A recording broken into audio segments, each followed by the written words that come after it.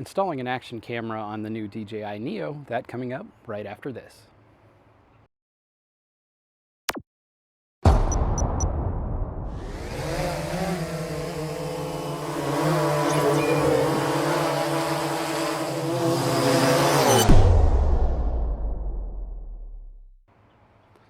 Hey guys, welcome back to the channel. If you're new here, my name's Ryan. On this channel we do a lot of tips, tricks, and reviews, mostly drone and photography related, so if that's something you're interested in, consider subscribing. It's greatly appreciated.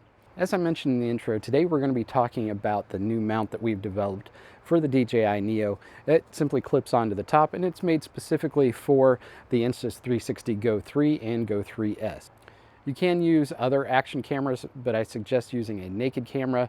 About 40 grams or less, so there are several naked action cameras in that category that would also work. Many of those would require an external power source, so just keep that in mind. Installation is fairly straightforward. I do suggest if you have any third-party accessories like our Duct guards or our AirTag mount that you remove those. You are adding a significant amount of weight, about 40 grams for the camera and then another 15 grams for the mount, so about 55 grams in total. So go ahead and take any of those third-party accessories off at this time. Now installation is pretty easy. You have hooks on the front and the back of this mount. Just simply slide the front hooks over and then carefully slide the back hooks over the back ducts. And then that is on there very securely and won't go anywhere. There's no shake or wobble.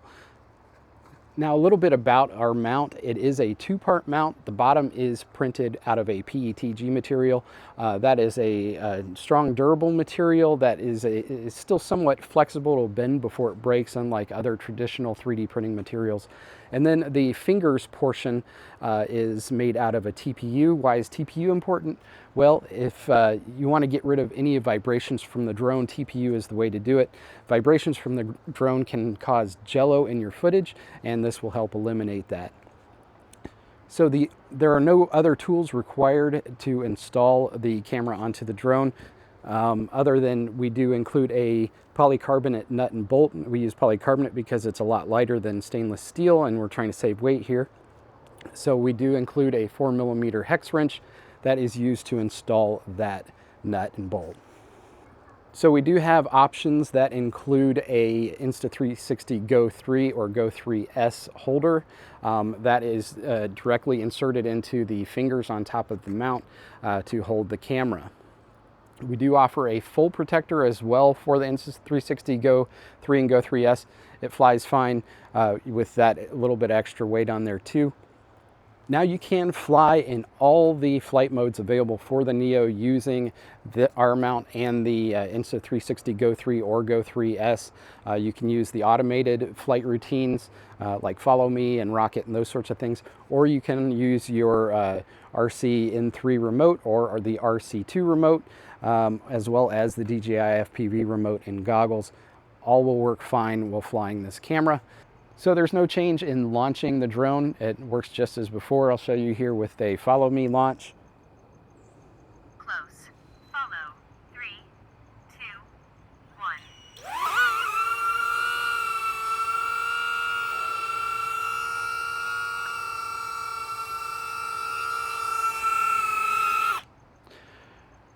So one thing that you should keep in mind, there is a little bit of extra weight on the drone. Just make sure that when you do a hand launch that you keep your hand underneath it just for a short period of time until the drone maintains a hover, and then go ahead and move your hand out of the way.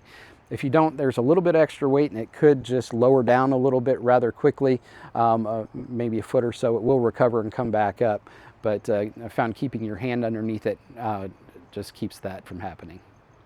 All right, so let's do a quick flight footage test. We're going to use the Follow Me mode.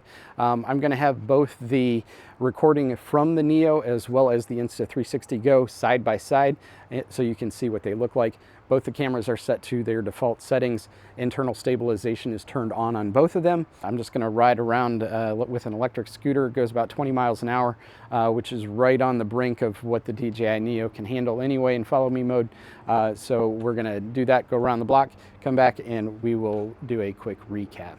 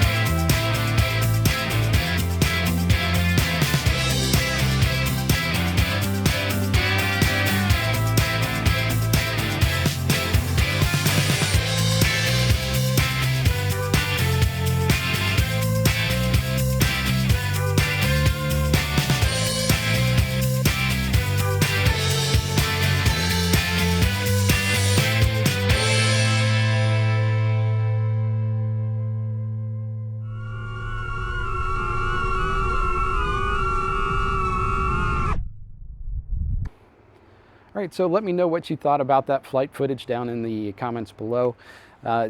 What you thought was better. Personally, I think the footage that comes out of the Neo is somewhat lacking. You can see lots of pixelation going on. The Go 3S footage is very crisp. The colors are more vibrant. You get a little bit wider field of view and all around better picture in my opinion. So we've had this mount available for a couple weeks, since the first week of October.